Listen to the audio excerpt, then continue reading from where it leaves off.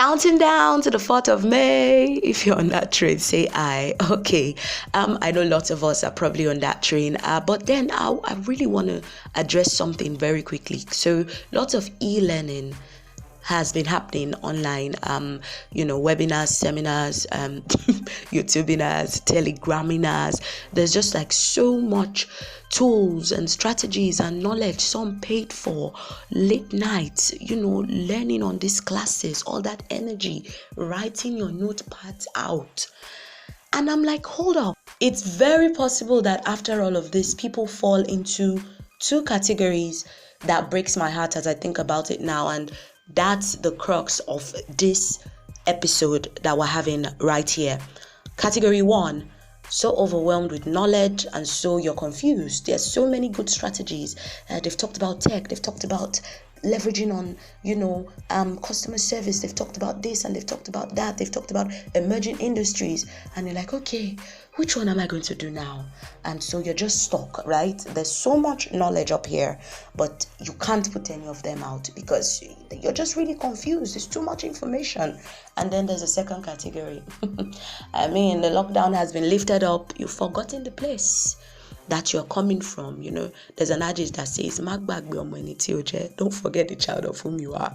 You've forgotten all the lessons you learned through this 4 weeks, and then you just relax. So let's address people who are probably in category 1. You've learned so much, your head is hot, on fire, and you're just overwhelmed.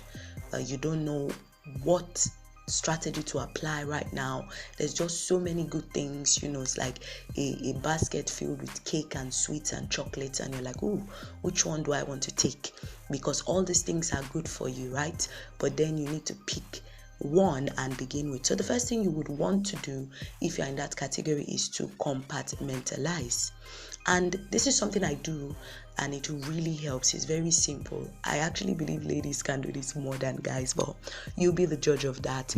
How does it work? All these ideas you've learned, all these strategies, all these tools, write them down on a piece of paper or your jotter or your diary, or store them in your notepads on your laptop and just push them aside for like a week or 2.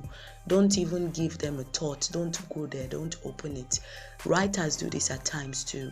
And then get back to the activities of your daily business. Do the things you would usually do, of course, with more energy, more aggressiveness.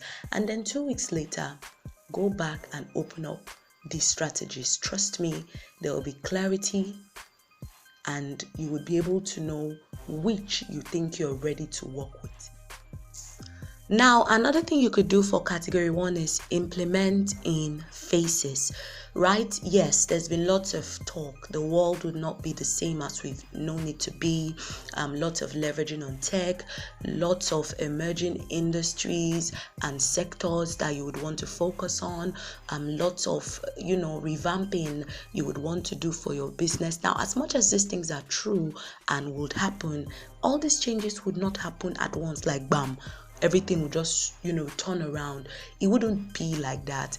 Just like every other process in nature, it will take stages, developmental stages, implementation stages, till, the most of the world embraces it. So I'm not saying be slow to do these things. What I am saying is actually decide to implement in phases. It helps you break down the workload. So you have a work plan containing milestones you want to hit. So for instance, by the end of May, I want to integrate tech into my business so I can deliver better, I can deliver faster, or I want to leverage on social media by the end of June. In another 6 months, I want my customer relationship to be like this. Have a work plan for this thing and time them. So this is where you want to be and this is when you want to be there. Now, begin to introduce it, according to what the work plan is. The first one on the calendar with the work plan, you bring it out. And so you could then have your implementation of all this knowledge you have in stages. It could be 3 stages or more, depending on how huge the change you are working on is. But don't just switch up on your clients or even on your staff members. So you bring them into the knowledge that you've gotten and how you want to use it for business growth, so that they are not overwhelmed too, and they can join in this process and make the most of it. So what am I trying to say in a nutshell? Don't put yourself under pressure, because in that space you never make the most of anything, not of yourself, not of the knowledge. You just be like a cup that is so full and it's overflowing, yet the owner of that cup is thirsty. And nobody wants to be like that. I mean, you want to have a cup that is full and you want to be able to drink from that cup. So these are things you can do to help you drink from that well of knowledge that you've amassed over this period. This is the one that pains me the most. I mean, you've learned all these things and it's not like you want to act and you're confused. You've learned all these things and then you're not doing anything about it. I'm like, who does that really? Because it's actions, putting this knowledge, acting on them, that translates into results, that translates into growth, that translates into development. So if you're just sitting around, that's why I said earlier, you could be even worse than where you were before the lockdown, because other people who have caught up with the knowledge you have, which is actually many people, will begin to implement. There's no chill. They're not waiting for you. They're not waiting, for any extra push. So just in case you're in that place where you're just feeling nonchalant or lazy, or you're just like, I beg, what am I going to do now? One thing you can do is get some accountability, right?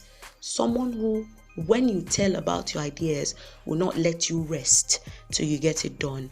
Personally, people like that for me are like Leon, Christian, Orire. I mean, shout out to you guys. These are people who would push me till I do what I said I was going to do. So there is something, about saying it out to the hearing of the next person.